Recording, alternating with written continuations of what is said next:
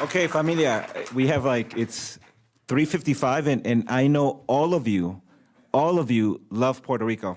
And you know why I know you love Puerto Rico? Because you've been sitting here for 5 hours listening to speeches and presentations about Puerto Rico. So, eso es amor, right? So that comes from a place of love, because I'm not sure if I could sit through 5 hours of anything, but obviously Puerto Rico is so important. And so thank you for being here, obviously, for staying with us, right? So we know that Hurricane Maria was unquestionably, right, the worst natural disaster to ever hit Puerto Rico. It ruptured everything about Puerto Rico, right? It ruptured the energy grid. It ruptured the water system, the telecommunications apparatus, the food distribution system, the wastewater system, the infrastructure. You name it, it destroyed it. Right, so it was unprecedented in nature, and you've heard plenty of speeches about the impact that that's had, and what it came in the heels of, right? So Puerto Rico was dealing with this horrible debt crisis, this financial debt crisis, austerity measures, massive layoffs, massive migration out of Puerto Rico because situations were so bad, a crumbling healthcare system. We haven't heard too much about that, but that's a huge issue for Puerto Rico. And so it was in many ways sort of this perfect storm, right? It was sort of storm on top of storm. Already there was a man-made storm that was afoot in Puerto Rico. And so, you know, we've had a tough year. We've had a tough year. And sort of saying, as Puerto Ricans, it's been tough. And to make matters far worse, we had an inept federal government. We had a federal government that failed to meet its basic responsibilities to American citizens. You know, I like to say that there's, and it's been mentioned here, right? Sort of the response has been shameful. It is unconscionable and unforgivable, the way that this federal government has responded to these needs. And so I wanted to, in the few minutes that we have left, right, tell you a little bit about sort of life on the island, because I think it's important for you to know in order to understand the work that's ahead of us. It's important for us to paint a picture of the way people are living on the island. You heard, obviously, the mayor of Ponce. You've heard of others talk about this. But I wanted to sort of paint the picture in terms of the work we have been doing at the Federation in terms of relief and recovery on the island, and why it's important to sort of walk away from here thinking about the people in Puerto Rico, because that's where ultimately we're fighting for, right? And in order for us to be effective advocates, we have to think about our people there. And so I want to illustrate two towns, and I'll do this very quickly, two towns that we've been working with in Puerto Rico. One is in the southwest. It's in Jauco. Somebody mentioned Jauco before. It's a community of farmers that lives on the side of a mountain there that was completely devastated. Hurricane came, hit the one winding road that was, I thought somebody was coming to get me and said, okay, you know, that's it, your 2 minutes are up. So this one winding road, when the hurricane hit, became impassable, obviously, right? So we were left in the days right after the storm to get groups of volunteers to climb the side of the mountain to bring food and water and keep people alive. That's basically sort of the operation. And that operation continued for a long period of time because government never came, just didn't come, right? It wasn't there. FEMA got there months after the fact, and the central government was overwhelmed with, obviously, the enormity of the situation. And so, you know, I wish I could paint a better story about where these community of farmers are now, but the reality is that these community of farmers, I was just there a week and a half ago, are still in need of food and water, are still in need of emergency provisions. The road is passable now, but we are still taking up food and water there.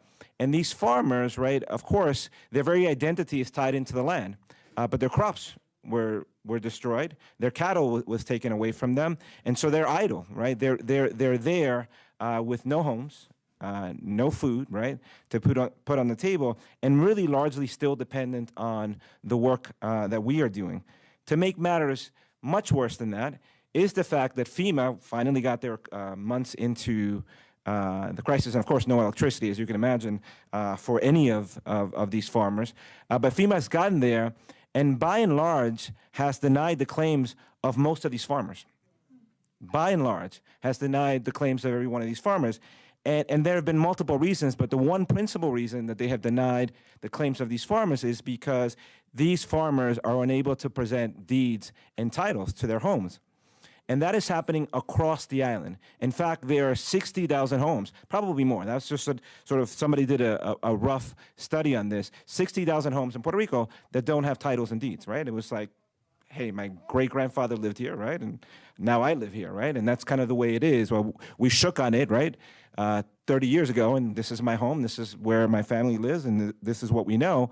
But FEMA is systematically denying claims as a result of that. And there is really an effort, right, which is very insidious across Puerto Rico to almost criminalize these homes, these dwellings, right?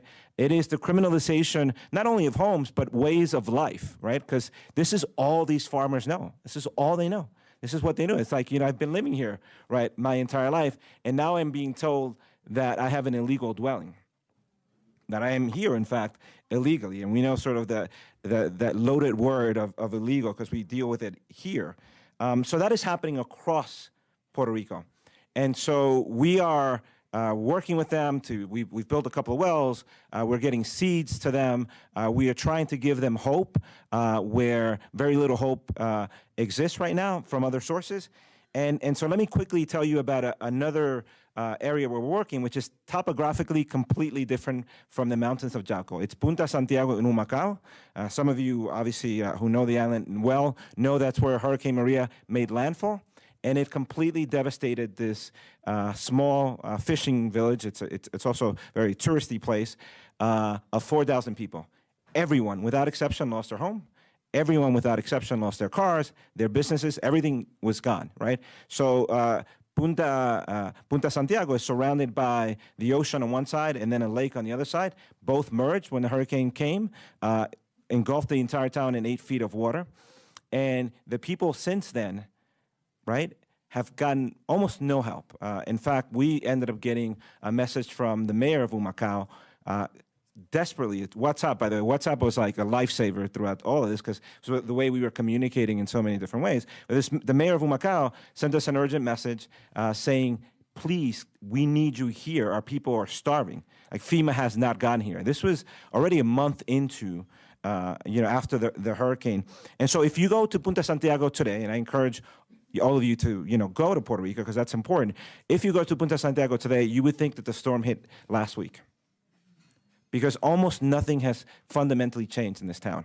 The electrical company got there 2 weeks ago, and they're saying that not till the end of June. And if they're telling you not till the end of June, that probably means not till the winter of, Labor Day. Yeah, who knows, right? Are they going to have electricity?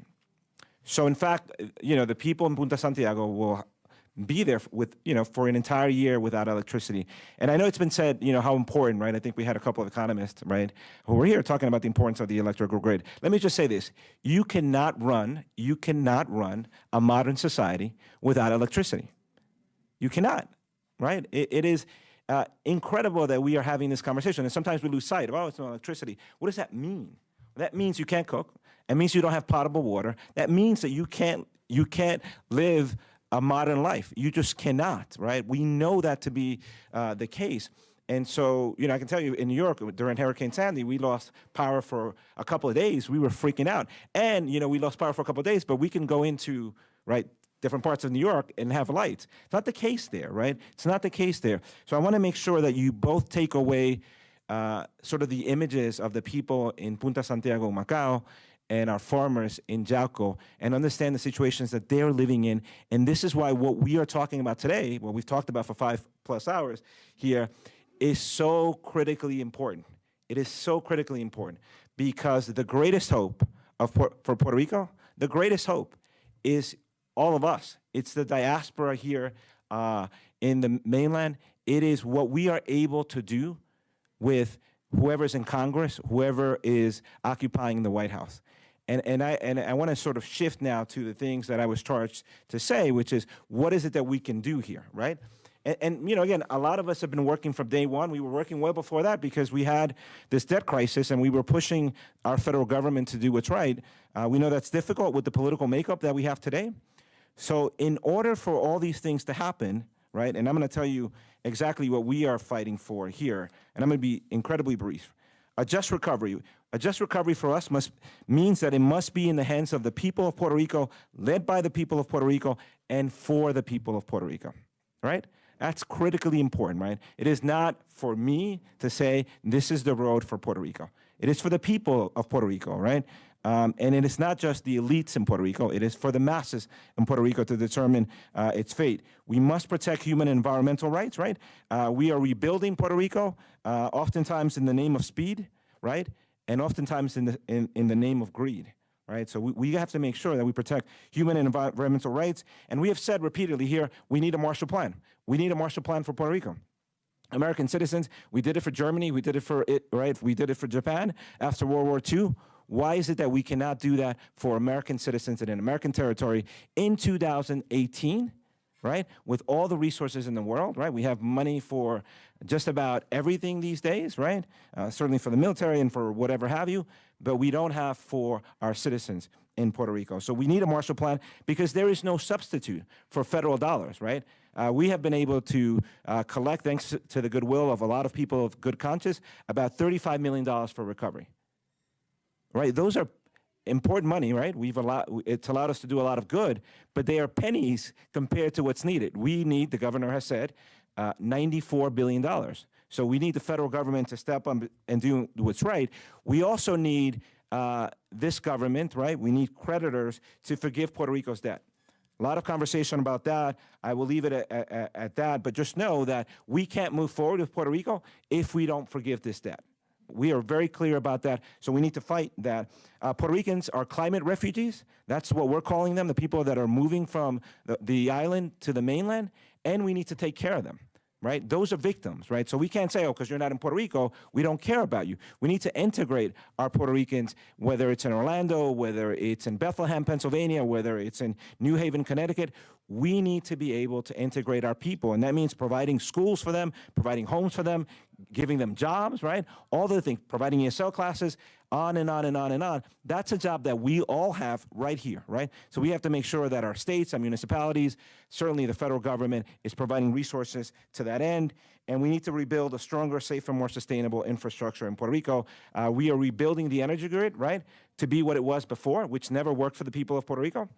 And we are putting duct tape around this energy grid, waiting for the next storm to hit, right? By the way, they're predicting that the hurricane season in Puerto Rico is going to be horrible this year for the Caribbean generally. So we need to be smart. We need to reimagine Puerto Rico. We need to make sure it's more resilient, more self-sufficient, et cetera. So how do we achieve all that? Well, we achieve all that by organizing, by coming together, by building coalitions, by working, in fact, to, and this was mentioned by, who is the economist who mentioned this? The professor from MIT, yeah, Simon Johnson, right? Right, he kind of stole my thunder a little bit. I was going to tell him, say, what are you doing? I said, stick to economy. Let us talk about politics. But we do that exactly by making sure that we mobilize our people to go out and vote. We have to do that. And we know, what are the key swing states? What are the key swing? I want to get you guys involved because you guys are like, come on, end here. What are the key swing states that we have in the country? Florida, right? Okay. Got Ohio, yes. Pennsylvania, right? North Carolina. All right, let's stop there. So guess what? We have a huge number of Puerto Ricans going into those states. Huge number. And Florida obviously is sort of the, you know, the bigger case, but also in Ohio, we have a huge Puerto Rican community in Ohio, and our people are going to Ohio. Our people are going to North Carolina. Our people are going to Pennsylvania, right? And they're going into, right, also traditional hubs like New York, New Jersey, Connecticut, right? Also important elections there. But when we think about the congressional makeup, when we think about the midterm elections, when we think about the 2020 elections, Puerto Ricans have the power to determine who the next president is going to be. They have the power to determine the political makeup of the House, the political makeup of the Senate, potentially. Puerto Ricans have that power. Just think about this fact. In the last elections, the Democrats lost Florida by 100 and something thousand votes. It's like 119,000 votes. They lost Florida. There are 775,000 Puerto Ricans of voting age right now in Florida. 775,000. Not including, by the way, the numbers that are coming in now, right? The numbers that are coming in. And so it'll be well over 1 million, right, over some period of time. We get, what, we get 30% of them to vote, right? 30%, just 30%, which is, by the way, the voting proclivities of our people, unfortunately, right? We have to get more of our people to vote. But we generally, Latinos, right, vote at that sort of percentage rate, 30% or so. So if you get 30% of Puerto Ricans to go out and vote, right, and we think that they're going to vote a certain way, well, there's Florida, right? Florida can turn blue like this, right? And so that is the work that we have to do, because we cannot have the change that we just talked about with the current political makeup we have in Congress, with the current, obviously, the guy who sits in the White House, who shall not be named, number 45, that's right. We need political change in this country, and Puerto Ricans have the ability to be able to do that. But in order for us to be able to do that, we have to organize. And so that is connecting to institutions like the Hispanic Federation. We are absolutely not the only one. We are a collaborative of 100 plus organizations, many of them that are representing the Puerto Rican community.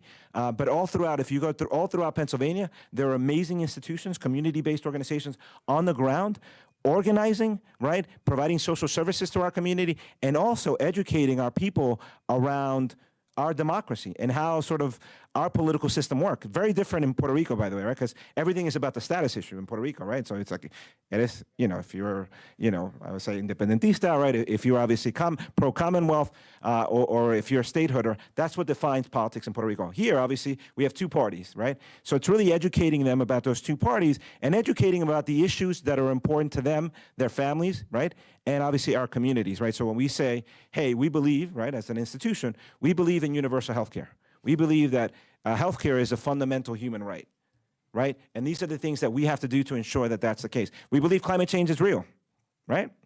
And so we need to have policies that reflect the fact that climate change is impacting our lives, et cetera, et cetera. So this is about connecting to those institutions. This is about all of you continuing to elevate the issue of Puerto Rico, which is why today is so important. And I'm so grateful to the Shanker Institute for putting this together, and clearly our friends and our brothers and sisters at the AFT as well, too.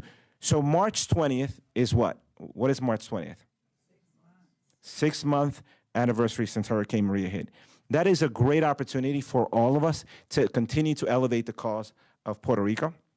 We need to continue to make sure that Puerto Rico continues to be in the news cycle, that Puerto Rico continues to be on the mouths of everyone. Everyone here in this country, right, should care about Puerto Rico. It's a cause that belongs to all of us. And so March 20th, we're going to be doing a series of activations in Puerto Rico, but also here in the capital. And Laura Esquivel, right, who is our National Director for Advocacy, is here. She spoke earlier. I would love for all of you to connect with Laura, right? And Laura will be here for a little bit. And so I want to make sure before you leave that you connect with her to connect to, again, these activations, these actions, these movements that are taking place not only here in D.C., but really across the country, right? Because we need to continue to elevate our voice. It is the only way. It is the only way to drive social change. And I will end as you're looking at your watch and you're saying, oh my God, we got to go. It's 4:15. So I will end with this, right? So the great Martin Luther King would always say, right? And he's, among many of his famous quotes, he would say that the moral arc of the universe is long, but that it bends towards what? And it bends towards justice, social justice, indeed. And we have to believe that. So we have to take the long road, understanding that there are urgent needs, life and death issues right now in Puerto Rico, but that we have to do the hard work. We have to grind now. We have to sort of come together and roll up our sleeves and fight every day. That there is no time to lose, right, in this long arc, right, in this long journey that we have. And that you have to believe that people power can change the dynamics, and we will change the dynamics. We will start with the House, and we will move on to the Senate, and then we will move on to the executive. It is our people that have the ability to do that, forming in common cause with others that understand the importance of Puerto Rico. And so with that, I will end and say thank you, gracias, thank you for continuing to fight on behalf of Puerto Rico. Thank you for continuing to love Puerto Rico, and we will be here to talk. Gracias.